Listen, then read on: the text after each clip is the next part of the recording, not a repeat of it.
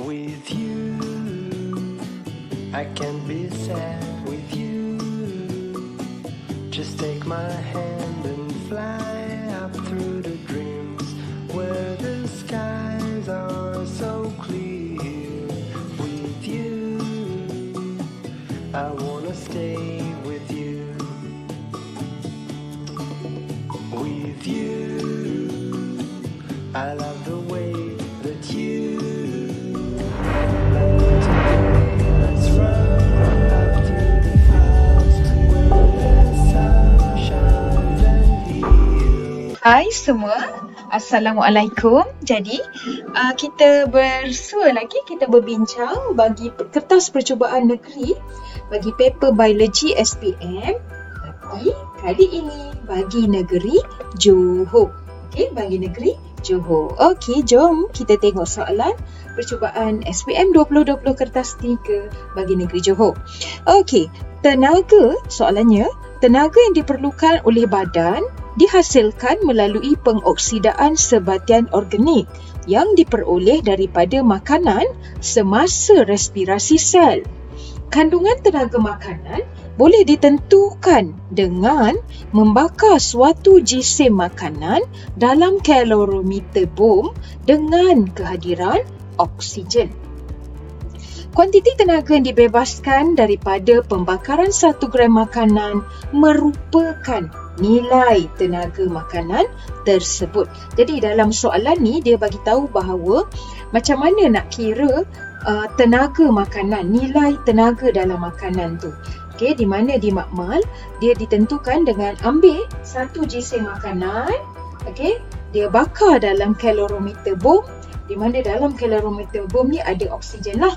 Jadi bila dia terbakar, okey, dia teroksida, jadi dia akan menghasilkan tenaga. Okey, jadi dekat sini kita ada gambar tiga makanan iaitu roti, ikan bilis dan keju.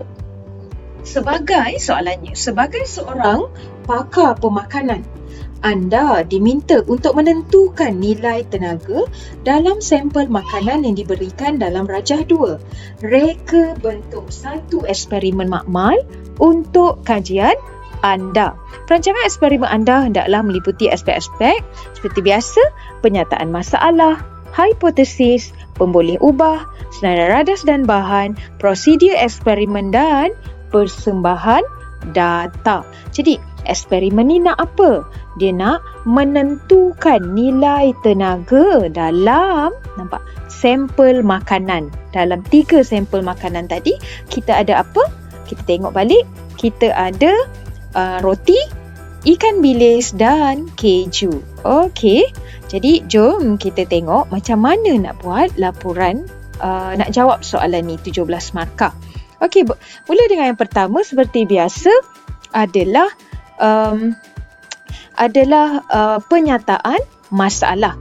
Seperti sebelum ini, video cikgu sebelum ni dapat soalan macam ni, kenal pasti apa MV, apa RV, apa manipulasi dan apa bergerak balas. Dalam kes ini, okey, manipulasi kita adalah kita ada sampel makanan.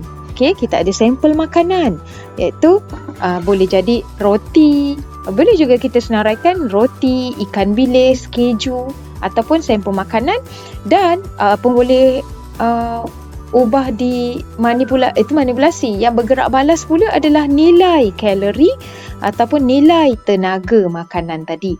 Okey, dan ingat macam mana nak buat penyataan masalah. Okey, problem statement ataupun penyataan masalah guna ada 3 perkara kena ni. Pertama, mesti ada hubungan, iaitu ada MV dan RV.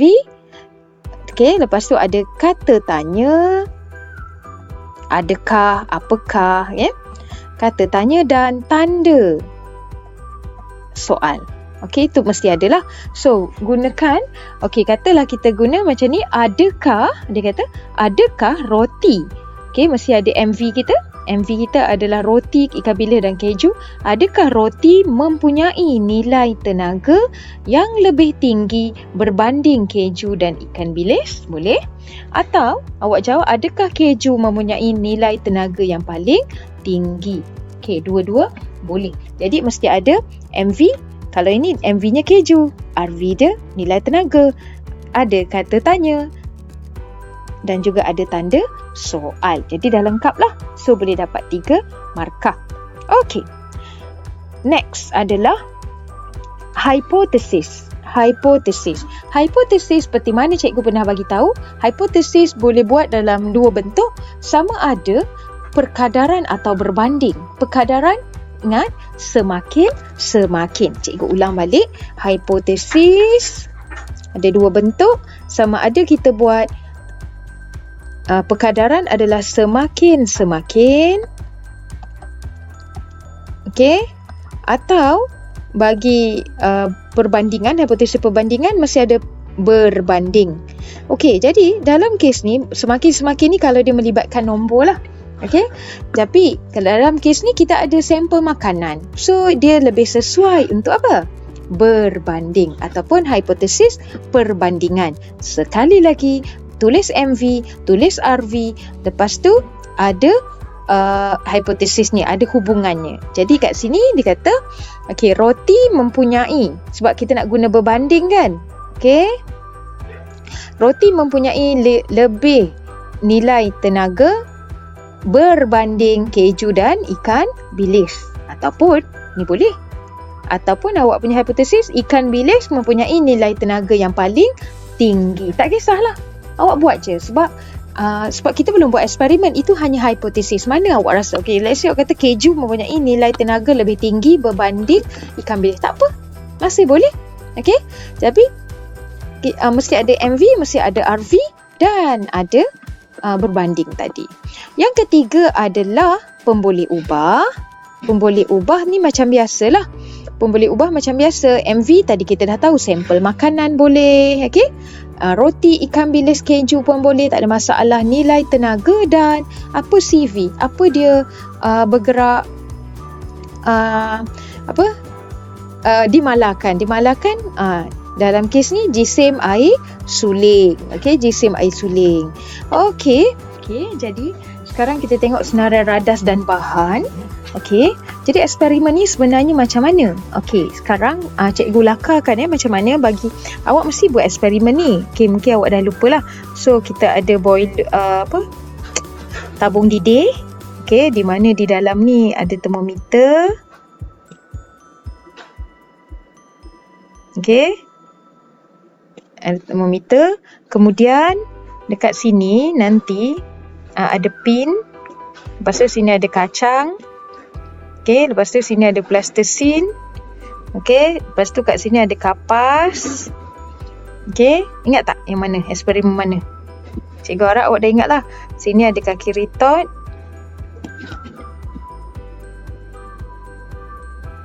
Okey.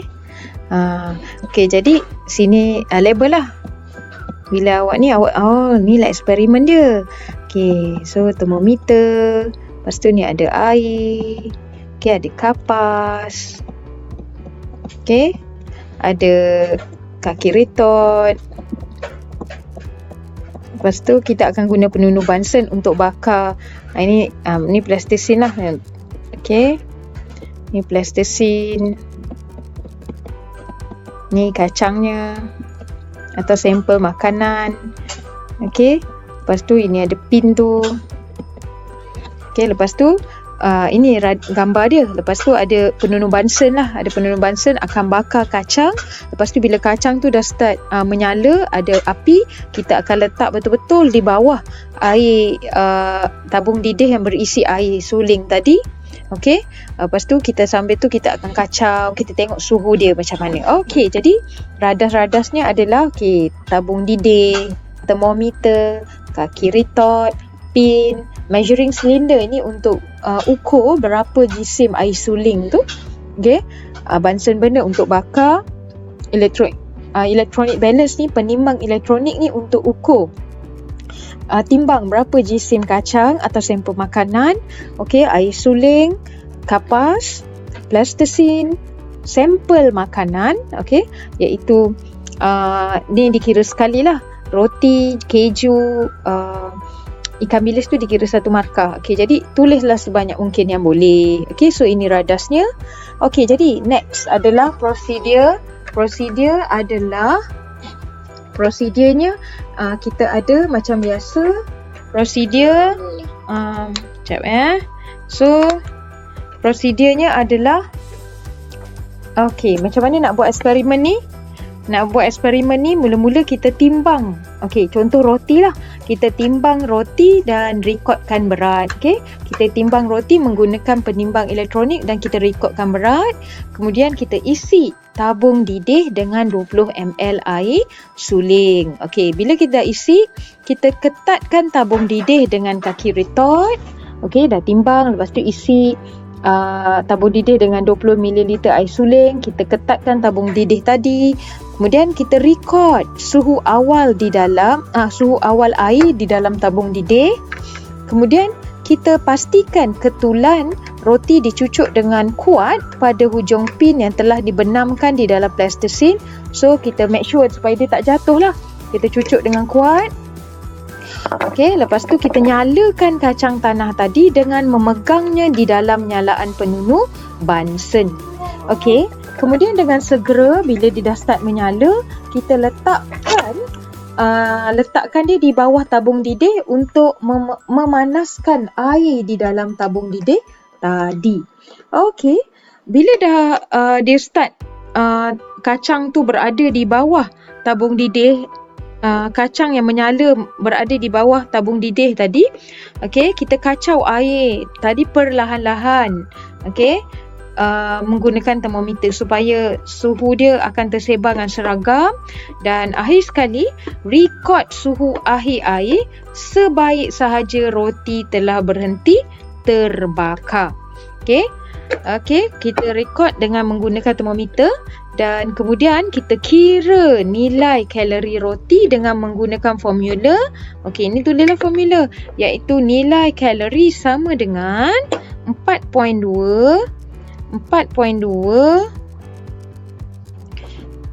darab jisim air darab peningkatan suhu. Okey, darab berapa jisim air, lepas tu darab dengan berapa peningkatan suhu. Okey, bahagi dengan jisim sampel makanan darab 1000. Okey, kemudian kita ulang langkah dengan menggunakan keju dan ikan bilis. Jadualkan keputusan di dalam jadual. Okey,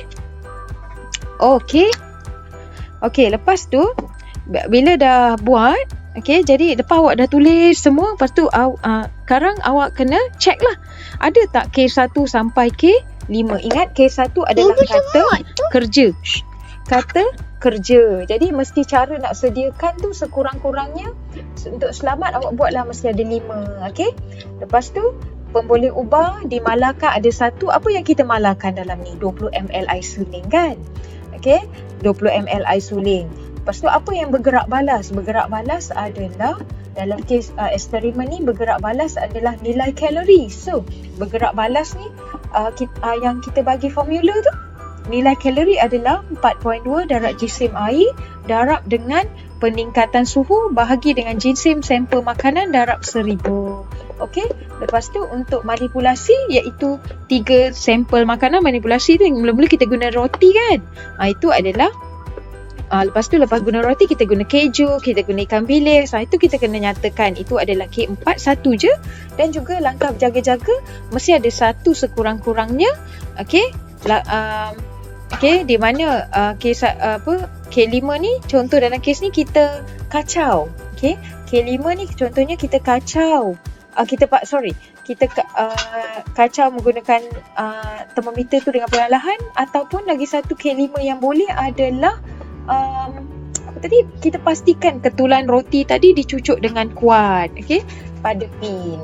Itu juga langkah berjaga-jaga. Dan akhir sekali, penjadualan data. Ingat, kena ada 3 maklumat. Mesti ada MV, iaitu sampel makanan. Lepas tu ada ORV iaitu peningkatan suhu dan ARV iaitu nilai kalori. Okey, itu sahaja. Tak susah sangat pun. Okey, selamat mencuba.